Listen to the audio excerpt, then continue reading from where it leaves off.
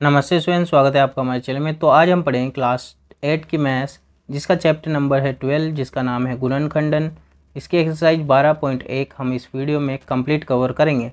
तो हमारा first question है, दिए हुए पदों में सार्वगुणनखंड ज्ञात कीजिए।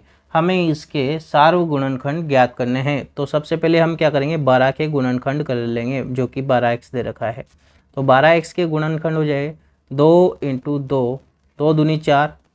ठीक है, ठीक है। अब 4 को 3 से गुणा करेंगे तो 4 तिया 12 और इंटू एक्स, ये हो गए इसके।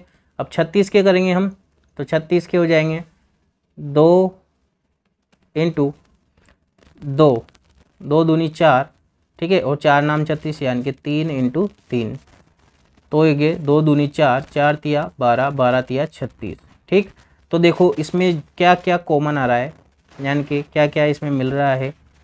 2 तो ये 2 मिल गए हैं और एक 3 मिल गए हैं, इसके अलावा कुछ भी नहीं मिल रहा है। तो यहाँ पर हो जाएगा सार्वगुणनखंड, सार्वगुणनखंड बराबर कितना हो जाएगा, 2 × 2 × 3, जो कि हो जाएगा 2 दूनी 4, 4 तिया 12। तो हमारा उत्तर क्या हो जाएगा, इसका 12 हो जाएगा। इसी तरह से इसमें भी करेंगे। तो देखो 2y के लिए करेंगे, 2y तो 2 × y, ये हो जाएंगे इसके टुकड़े। और 22xy के लिए करेंगे, तो 22 2 × 11 × x × y। तो देखो यहाँ से एक तो 2 आ रहा है और एक y आ रहा है, तो इसका सार्वगुणनखंड हो जाएगा, सार्वगुणनखंड क्या हो जाएगा, 2 और ये y, क्योंकि एक 2 आ रहा है और एक y आ रहा है दोनों में। ठीक है, जो दोनों में आए वही क्या होता है, सार्वगुणनखंड होता है। तो अब इसका थर्ड वाला करेंगे हम, जो कि दे रखा है 14 यानी कि 14pq, और दूसरा दे रखा है 28p² q²। ठीक, तो ये 14 × p × q लिख सकते हैं हम इसको, और इसको लिख सकते हैं 2 × 14, 2 × 14 × p × p × q × q। ठीक है, सबके टुकड़े हमने कर दिए हैं। तो यहाँ पर देखो एक तो 14 आ रहा है, तो एक तो 14 आ रहा है, और एक देखो p यहाँ पर भी है, p यहाँ पर भी है, एक तो p और दूसरा q, और इधर भी q है, q। तो 14pq हमारा इसका क्या हो जाएगा, सार्वगुणनखंड हो जाएगा, सार्वगुणनखंड हो जाएगा इसमें। ठीक है, इसका फोर्थ वाला पार्ट हम कर रहे हैं, जो कि दे रखा है हमें, एक तो 2x का करना है, तो 2 × x, फिर करना है 3x² का, जो कि हो जाएगा 3 × x × x, फिर 4 का करना है, जो कि हो जाएगा 2 × 2। अब यहाँ पर सार्वगुणनखंड हमें निकालना है, सार्वगुणनखंड।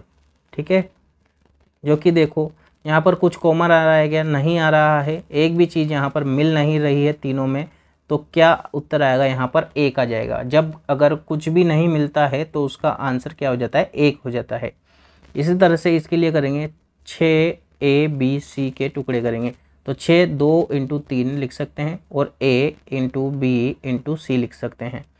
24ab² को करना है, तो इसको लिखेंगे 2 × 3, 2 तिया 6 और 6 दूनी 12 इंटू a × b² यानी कि b × b, हम इसके टुकड़े कर सकते हैं। फिर है 12a² b, तो 12 को लिख सकते हैं हम 2 × 2 × 3, 2 दूनी 4, 4 तिया 12 इंटू a², तो a × a और b, तो एक b ये हो जाएगा। तो यहाँ पर सार्वगुणनखंड क्या हो जाएंगे, सार्वगुणनखंड क्या क्या निकलेगा, देखो एक तो यहाँ पर 2 आ रहा है, 2 इंटू एक, देखो तीनों में 3 आ रहा है, 1 2 और ये 3 आ रहा है ना, तो 3 हो जाएगा, इंटू एक देखो 3 में a आ रहा है, तीनों में a, और एक b आ रहा है, 1 2 और 3, तीनों में b आ रहा है, तो 2 तिया 6 और a b, ये हमारा इसका क्या हो जाएगा, सार्वगुणनखंड हो जाएगा। इसका 6th वाला पार्ट कर रहे हैं, जिसमें दे रखा है 16x³, तो ये हो जाएगा 16 यानी कि 4 × 4 × x × x × x। ठीक, तो ये 16x³ बन जाएगा। फिर है -4x², तो ये -4 × x × x, तो -4x² हो गया है। फिर अगला है 32x, 32x, तो 32 को लिख सकते हैं हम 4 × 8 × x। ठीक, अब यहाँ पर सार्व गुणनखंड हमें निकालना है, सार्व गुणनखंड। तो देखो सब में क्या कॉमन आ रहा है, एक तो देखो 4 तीनों में आ रहा है, ठीक है, इनटू और एक x तीनों में आ रहा है, तो x, तो हमारा उत्तर हो जाएगा 4x, इसका क्या हो जाएगा, सार्व गुणनखंड हो जाएगा। इसका 7वां वाला पार्ट कर रहे हैं हम, जो कि है 10p3। अब 10 को लिख सकते हैं 10 इंटू पी इंटू क्यू, क्योंकि सब में से 10 कॉमन आ रहा है यहाँ पे। फिर है 20QR, तो यहाँ पर लिखते गए 2 into 10 into Q into R, ठीक। फिर है 30RP, 30RP, तो 3 into 10 into R into P, ठीक। तो सब में से क्या कॉमन आ रहा है, यहाँ पर 10 आ रहा है, ना तो P तीनों में है, ना Q तीनों में है, ना R तीनों में है, ठीक है। इसलिए यहाँ पर सार्व गुणनखंड क्या हो जाएगा, सार्व गुणनखंड, जो कि हो जाएगा हमारा 10 आ जाएगा। इसका 8 वाला पार्ट हम कर रहे हैं, जो कि है 3x² y³। तो इसको लिख सकते हैं सिंपल 3 इंटू एक्स, तो x² y³ यानी कि y को 3 बार गुणा में हमें लिखना है। फिर 10x³ y², तो 10 को लिख सकते हैं 2 इंटू 5 इंटू x³, तो x को 3 बार लिखना है, और y² यानी कि y को 2 बार लिखना है। फिर है 6x² y² z, तो 6 को लिख सकते हैं 2 इंटू 3 इंटू x², तो x को 2 बार, y² यानी कि y को 2 बार, इंटू z, एक बार z। तो यहाँ पर हो जाएगा सार्व गुणनखंड हमारा हो जाएगा, क्या हो जाएगा सार्व गुणनखंड, देखो यहाँ पर x x x x x x यानी कि x² हो गया है, यहाँ पर भी 2 बार y, यहाँ पर भी 2 बार y, यहाँ पर भी 2 बार y, तो हो गया हमारा सार्व गुणनखंड x² y², इसका सार्व गुणनखंड हो जाएगा। क्वेश्चन नंबर 2 करेंगे हम, निम्न व्यंजकों के गुणनखंड कीजिए। हमें इनके क्या करने हैं, गुणनखंड करने हैं। तो देखिए यहाँ पर हमारे पास 7x है माइनस 42 है, तो यहाँ पर देखो 7 भी कॉमन आ सकता है, क्योंकि 42 7 के पहाड़े में आता है, इसलिए यहाँ से हम 7 कॉमन ले लेंगे। तो यहाँ पर बचेगा x माइनस 7 के पहाड़े में 42 कितनी बार में आता है, 6 बार में, तो x माइनस 6 हो जाएगा। ये 7x माइनस 6, ये हमारा इसका क्या हो जाएगा, गुणनखंड हो जाएगा। इसको भी करेंगे, तो देखो यहाँ से देखो 6 है, यहाँ 12 है, तो 6 हम कॉमन ले लेंगे, तो यहाँ पर p माइनस 6 के पहाड़े में 12 कितनी बार में आता है, 2 बार में, 2 और ये q, ठीक। तो ये हमारा इसका क्या हो जाएगा, गुणनखंड हो जाएगा। यहाँ पर देखो 7 और 14 7 के पहाड़े में आते हैं, यहाँ a² है, यहाँ a है, यानी कि 7a हम कॉमन ले सकते हैं। तो यहाँ पर क्या बचेगा, एक तो a बच जाएगा, क्योंकि a की घात एक तो बाहर आ गई, एक बची, यानी कि a यहाँ पर आ गया है, प्लस a तो बाहर चल गया, तो a तो आएगा नहीं। अब देखो 7 के पहाड़े में 14 कितनी बार में आता है, 2 बार में, तो यहाँ पर आ जाएगा 2, और ये इसका क्या हो जाएगा, गुणनखंड हो जाएगा। इसका 4th वाला कर रहे हैं हम, यहाँ पर है माइनस का 16z प्लस 20z³। तो यहाँ पर देखो 4 के पहाड़े में 16 भी आता है और 20 भी आता है, तो यहाँ पर हम 4 और z दोनों में आ रहा है, इसलिए z भी कॉमन ले लेंगे। तो यहाँ पर देखो 4 के पहाड़े में 16 आता है 4 बार में, तो 4, और यहाँ माइनस लग रहा है इसलिए माइनस, z तो बाहर आ ही गया है, प्लस 4 के पहाड़े में 20 5 बार में आता है, तो 5। अब देखो यहाँ पर z की एक घात बाहर हमने निकाल ली है, तो कितनी घात बचेगी, 3 में से 2 घात बचेगी। तो ये हमारा इसका क्या हो जाएगा, गुणनखंड हो जाएगा।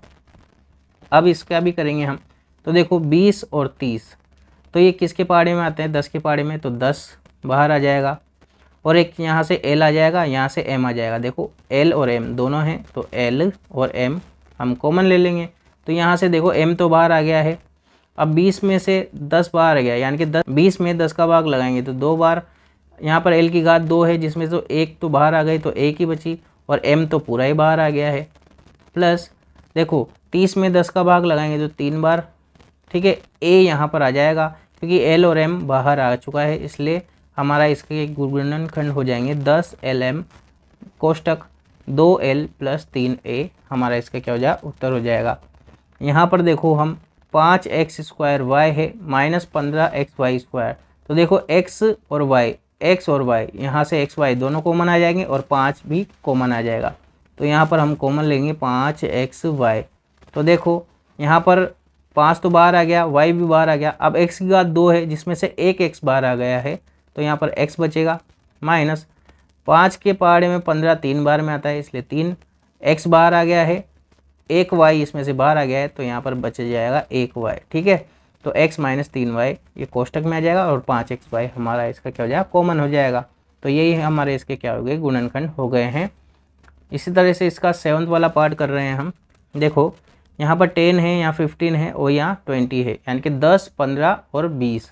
यहाँ देखो a स्क्वायर b स्क्वायर और ये c स्क्वायर, तो ये तीनों में से तो कॉमन नहीं आएंगे, बस ओनली 10 15 और 20 में से 5 कॉमन आ रहा है, तो 5 हम कॉमन ले लेंगे। तो यहाँ पर देखो 5 के पहाड़े में 10 2 बार में तो 2a स्क्वायर, माइनस 5 के पहाड़े में 15 3 बार में तो 3b स्क्वायर, 5 के पहाड़े में 20 कितनी बार में आएगा, 4 बार में तो 4c स्क्वायर। ये हमारे इसके क्या हो जाएंगे, गुणनखंड हो जाएंगे।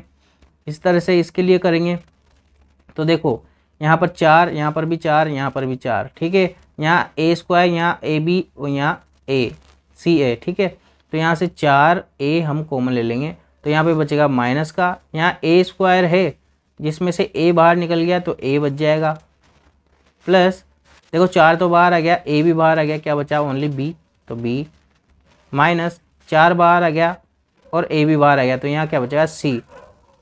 और ये हमारे इसके क्या हो जाएंगे, गुणनखंड हो जाएंगे। इसके 9th वाला पार्ट है जो कि दे रखा है X square Y Z plus X Y square Z plus X Y Z square दे रखा है।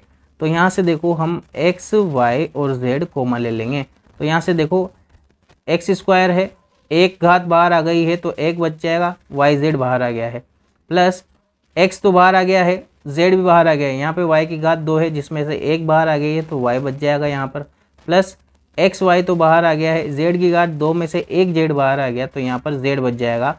और ये हमारे इसके क्या हो जाएंगे, गुणनखंड हो जाएंगे। इसका 10th वाला पार्ट है A X square Y plus B X Y square plus C X Y Z. ठीक है, तो यहाँ से अब देखो पहले तो देखते हैं हम कॉमन क्या आएगा यहाँ पर।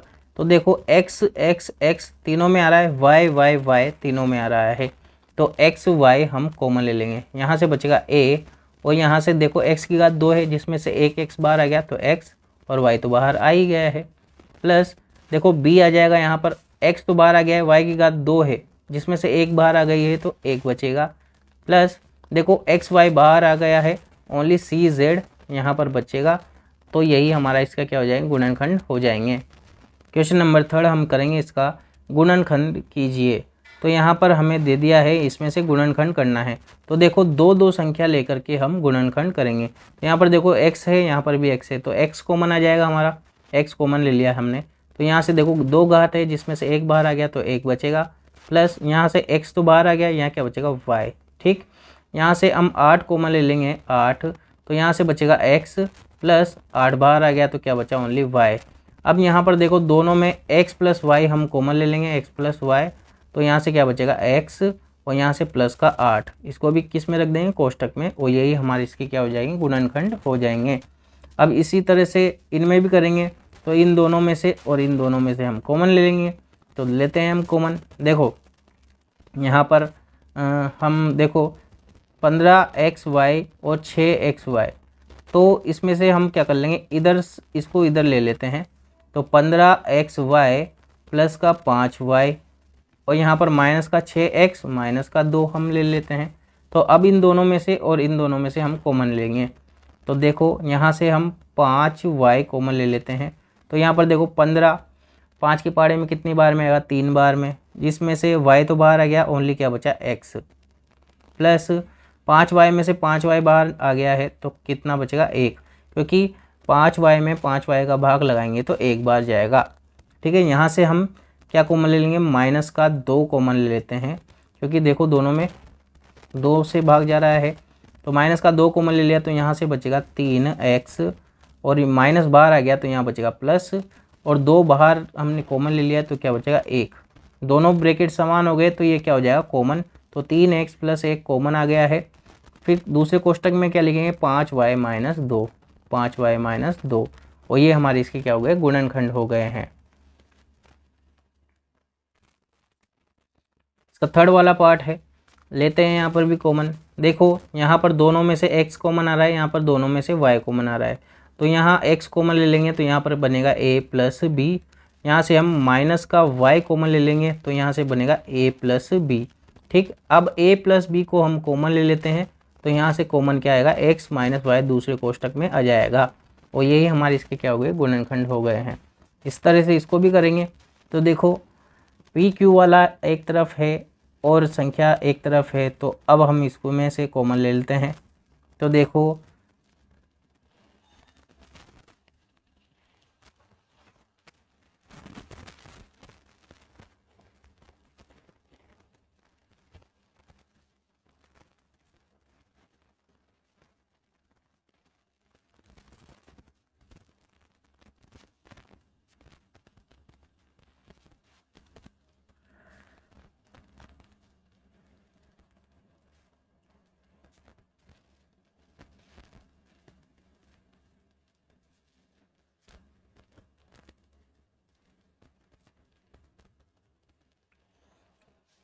अब इसका फोर्थ वाला कर रहे हैं हम, तो 15 पी क्यू है ना, और ये 25 पी ये ले लिया हमने, और प्लस 15 प्लस 9 क्यू ये हमने ले लिया है।